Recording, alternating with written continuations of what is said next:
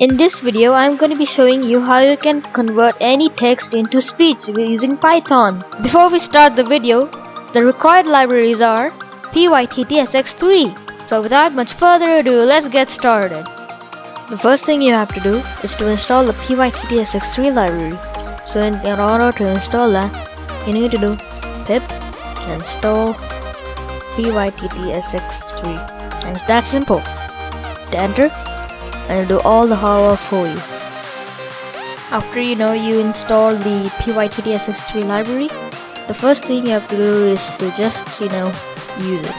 So you do import pyttsx3, and pyttsx3 actually uses an engine to convert the text into. Now we need to make the engine, so let's make a variable engine which is equal to pyttsx3.init. To make the engine speak, or to give the text to the engine, you need to do engine.save. That's simple.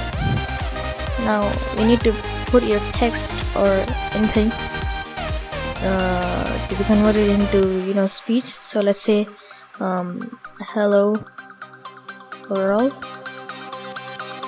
and to actually hear it, we need to do engine.run and wait. So I'm just basically gonna run the script.